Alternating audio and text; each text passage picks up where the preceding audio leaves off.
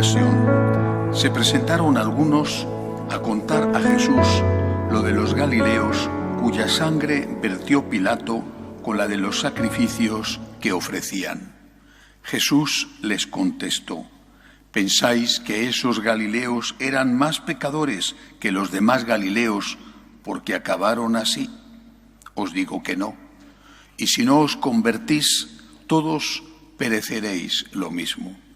Y aquellos 18 que murieron aplastados por la torre de Siloé, ¿pensáis que eran más culpables que los demás habitantes de Jerusalén? Os digo que no. Y si no os convertís, todos pereceréis de la misma manera. Y les dijo esta parábola. Uno tenía una higuera plantada en su viña y fue a buscar fruto en ella y no lo encontró.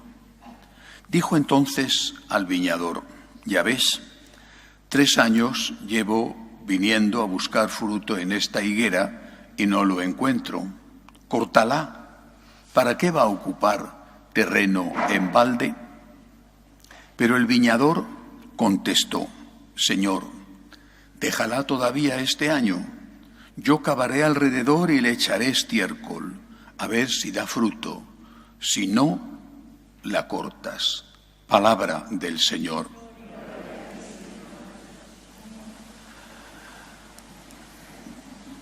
Una primera reflexión sobre lo que está sucediendo en Ucrania, esta espantosa tragedia que puede extenderse a toda Europa, Dios quiera que no. ¿Alguno piensa que los ucranianos que están siendo bombardeados o que tienen que huir de sus casas son más culpables que los españoles, los madrileños que vivimos en paz?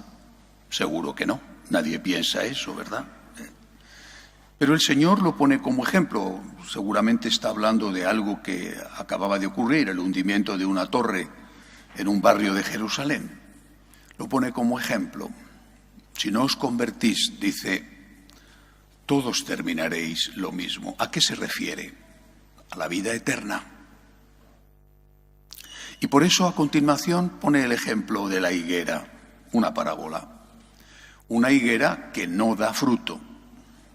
Si no os convertís, si no dais fruto, todos terminaréis de la misma manera, unos aplastados por las bombas, terrible situación, qué tragedia, en un momento y en un continente en el cual pensábamos que el horror de la guerra era cosa del pasado. Pero todos terminaremos de la misma manera. Si no os convertís, todos iréis al infierno, nos dice el Señor, porque el infierno existe. ¿Qué tenemos que hacer entonces para convertirnos? El Señor habla, con el ejemplo de la higuera, de un concepto que ya no existe. De verdad, no existe. El concepto de deber. La higuera es un árbol, no tiene conocimiento, no tiene voluntad. Bueno, pero está poniendo un ejemplo, nosotros sí. Tenemos que dar fruto. Y si no nos convertimos a este dar fruto, todos terminaremos de la misma manera, es decir, iremos al infierno. No es una broma, no es algo para asustar a los niños, que viene el coco, vas a ir al infierno. Oiga, que esto es verdad, que hay vida eterna, que vas a morirte, que puede ser de la bomba, que puede ser del COVID, que puede ser de un ataque al corazón, que puede ser de viejecito en tu cama. De acuerdo, que te vas a morir. Que es poco agradable que te lo digan, pero que es la verdad. Hay una definición de hombre que me parece muy razonable. Dice, el hombre es el único animal que sabe que se va a morir. De que te vas a morir. Aunque tengas 18 años y la vida por delante, etcétera, etcétera, bueno, pues será cuestión de 60 años más, oye, o no. Por lo tanto, si no te conviertes, todos terminaréis de la misma manera. Esa conversión debemos hacerla, tenemos el deber de hacerla, tenemos el deber de dar frutos, deber. frase o palabra antipática, porque todo el mundo habla de derechos. Incluso no solamente aquellos derechos humanos que fueron aprobados por consenso por las Naciones Unidas, que la Iglesia bendijo, sino ahora infinidad de nuevos derechos que se están añadiendo y algunos son falsos. El derecho al aborto, pero ¿cómo puede ser el haber un derecho a matar a un inocente? Deberes de los cuales nunca nadie habla, como si fuera posible que existieran derechos sin deberes. Yo tengo el deber de respetar tus derechos y tú tienes el deber de respetar mis derechos. Si hay derechos es porque existen deberes. Se habla de derechos y no se habla de deberes. Y los primeros deberes son para con Dios, al cual le debemos todo lo que tenemos y todo lo que somos. Deberes para con Dios. ¿Quién piensa en esto? Y este debería de ser nuestro pensamiento cotidiano. ¿He cumplido hoy mis obligaciones? ¿He cumplido mis deberes para con Dios? Cuando nos levantamos, ¿qué deberes tengo? ¿Es que acaso no pensamos así, al menos muchos de nosotros, en lo referente a nuestra profesión? Tengo que hacer un trabajo, tengo que llegar a un horario, tengo que desarrollar unas tareas, las que sean. ¿Es que no piensa esto un ama de casa? Tengo que preparar la comida, o tengo que hacer la limpieza, o tengo que planchar. Tengo deberes, obligaciones. Y no me puedo pasar la mañana viendo la televisión o hablando con la vecina y que se llegue la hora de comer y que no esté hecha la comida. Tengo deberes. Lo hemos asumido en la vida real. Bueno, algunos desde luego no, pero la mayoría sí. Pero para con Dios no. Quizá porque no lo hemos dicho lo suficiente, pero hay que decirlo. Tengo deberes para con Dios y es, además, el fundamento de todos mis otros deberes y, por supuesto, también de mis derechos. Y me pedirán cuentas, por eso el Señor dice, ojo, que a la higuera que no da fruto la voy a cortar. Tengo deberes para con Dios. ¿Cuáles son mis deberes para con Dios? ¿Qué debo de pensar cada día? Lo mismo que pienso cada día, ¿qué voy a hacer en mi trabajo o qué voy a hacer en mi hogar? Lo mismo tengo que pensar, ¿qué deberes tengo para con Dios hoy? ¿Qué deberes tengo? Yo resumiría todos los deberes para con Dios en 3. Por supuesto, la fuente de todos esos deberes, la motivación es el agradecimiento. Tengo el deber de amar. Tengo el deber de agradecer. Tengo el deber de amar. Es que tengo el deber de amar a Dios. ¿Es que acaso no tiene un hijo el deber de amar a su padre? Que no es opcional. Bueno, puedo querer a mi padre o puedo no quererle. Bueno, perdona, tienes el deber de amar a tu padre. Tienes el deber de ser agradecido con esas personas que se han portado bien contigo. Es una obligación que tienes, no es una graciosa opción, que si no cumplo no pasa nada. Esa es la raíz de mis deberes. Tengo el deber de amar a Dios. Por favor, meteros esto en la cabeza, porque nadie, nunca, nadie ya os va a hablar de esto. Tengo deberes y mi primer deber es amar a Dios. ¿Cómo expreso ese deber de amor a Dios? Resumiendo, 3 maneras. Primero, y en este orden de importancia, primero, oración. Primero, porque es la raíz de todo. ¿He hecho hoy mis oraciones? Yo me lo pregunto como sacerdote, he rezado laudes, he rezado vísperas, he hecho mi meditación, he rezado el rosario, he celebrado la Santa Misa, lo he hecho bien, pero vosotros también. Tenéis el deber de rezar. Es un deber de amor. Quiero amar a Dios y expreso mi amor porque sé que tengo el deber de amarle. Lo expreso primero con la oración. He hecho oración hoy. He rezado hoy el rosario. He ido a misa hoy pudiendo ir. He tenido un rato, según las circunstancias, el tiempo de cada uno, he tenido un rato de recogimiento, no necesariamente en el templo, en mi casa. He tenido un rato de recogimiento para darle gracias a Dios, para leer algunas líneas de la Biblia. para contemplar la naturaleza, para dar las gracias por la lluvia que por fin ha venido. Primer deber, la oración. No es una opción. Tengo el deber de rezar cada día. Es lo primero que tengo que hacer, hablar con aquel que me ama, darle gracias, decirle que le quiero. Y también, por supuesto, es un ingrediente de la oración, pedirle ayuda y pedirle perdón. Primer deber de agradecimiento para con Dios, la oración. Todos los días, por la mañana, por la noche, cuando os levantáis. ¿Cómo voy a hacer hoy mis oraciones? Tengo este día ajetreado, tengo que ir aquí, tengo que ir allá. Oye, pues mira, en el coche voy rezando el rosario, cuando hago la plancha me pongo un cassette y voy. Primer deber, la oración. Segundo deber, las buenas obras. Son mis deberes. Lo mismo que el estudiante tiene que hacer su tarea y el médico tiene que pasar su consulta.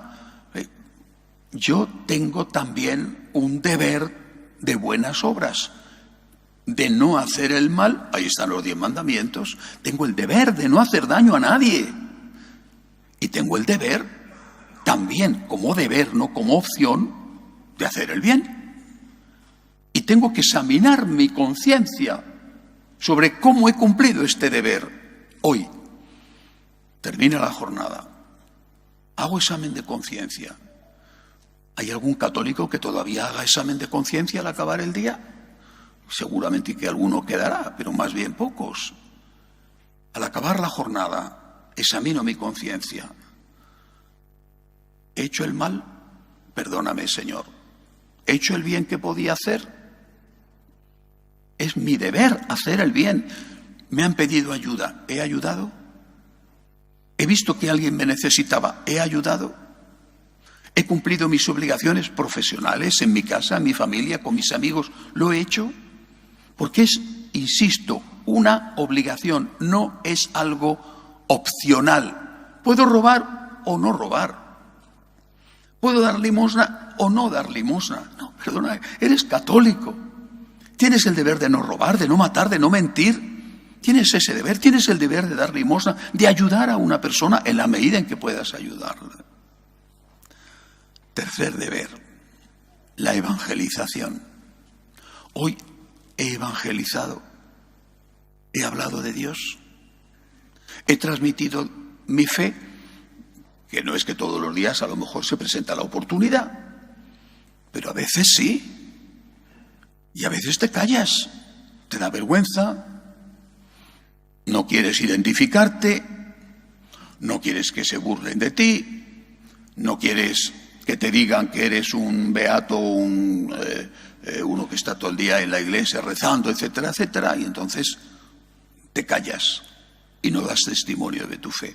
Hoy he evangelizado lo que yo he podido, lo que he podido. Naturalmente vuestra responsabilidad será distinta de la mía, que soy sacerdote, pero hoy he evangelizado.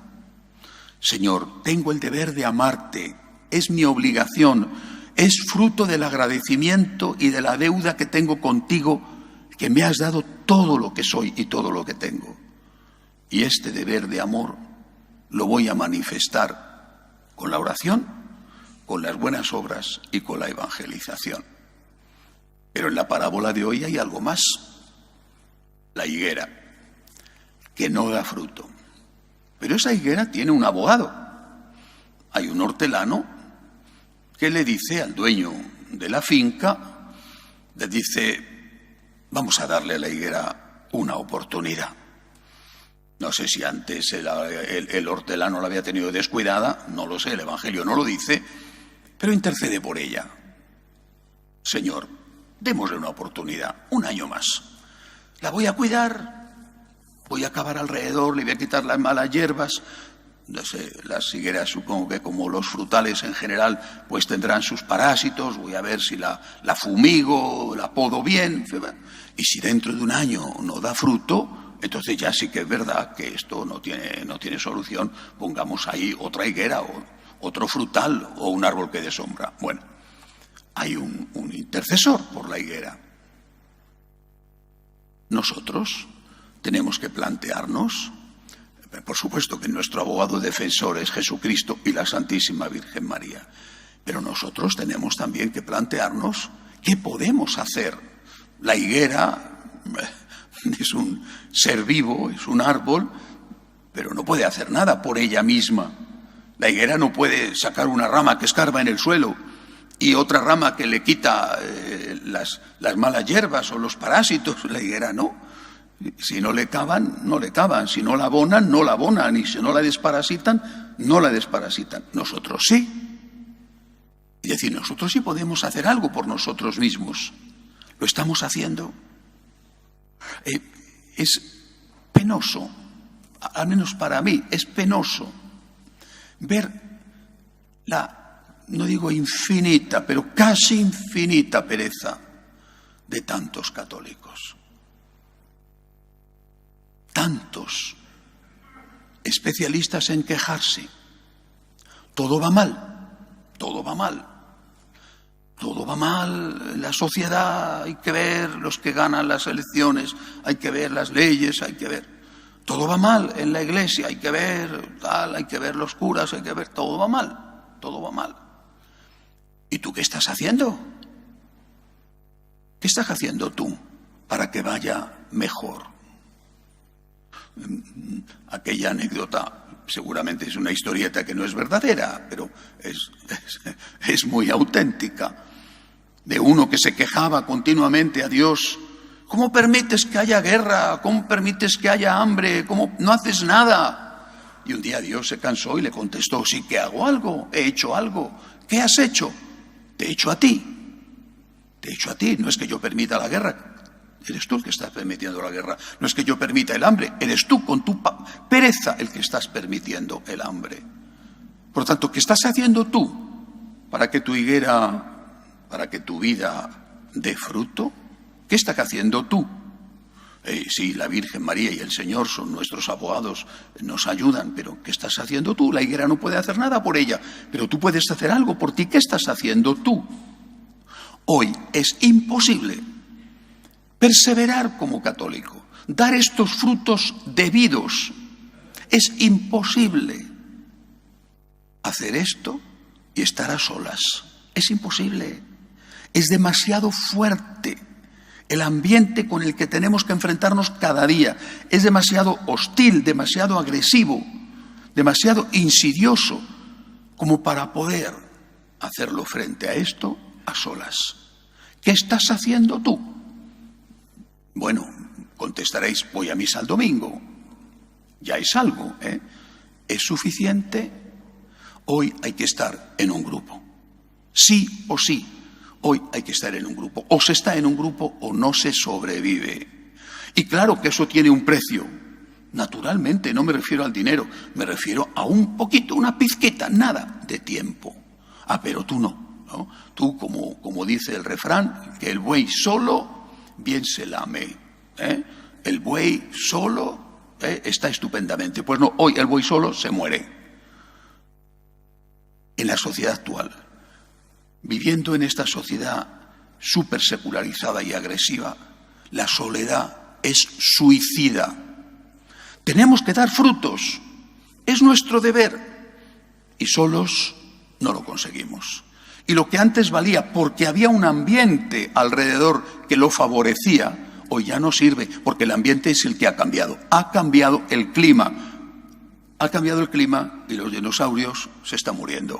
Es decir, ha cambiado el clima y las iglesias están quedándose vacías porque no hemos educado o no han querido dejarse educar en que hay que estar en una comunidad y en que no basta, es insuficiente ir a misa el domingo. Es necesario, pero no es suficiente. Es una condición necesaria, pero no es suficiente. Hay que estar en un grupo. Por eso, precisamente, hemos creado, otros habrán creado otras cosas igual o mejores. Por eso hemos creado las escuelas de agradecimiento. Por eso llevamos, y ya son unos cuantos años, desde el año 2000 en que empezamos la parroquia, llevamos insistiendo: reúnete en un grupo, dedica 1 hora a la semana a formarte, dedica 1 hora a la semana a estar con otros católicos, dedica 1 hora a la semana, 1 hora a la semana, que tampoco estamos pidiendo la luna. No te quedes solo. La soledad el aislamiento te mata, no vas a tener fuerza para vivir el Evangelio, para cumplir tus deberes, para transmitir la fe en tu familia. Es lo mismo.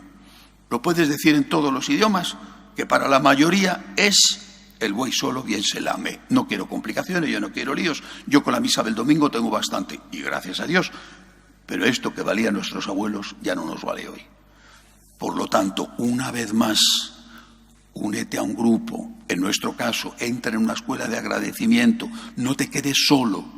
Tienes obligaciones que cumplir. Dios te va a pedir cuentas de eso, y la soledad te hace muy débil, y la soledad te impide hacer frente a todo lo que te está cayendo encima y cumplir las obligaciones que tienes que cumplir. Tenemos deberes para con Dios, y con la ayuda de los hermanos es un poco más fácil cumplirlos. Que así sea.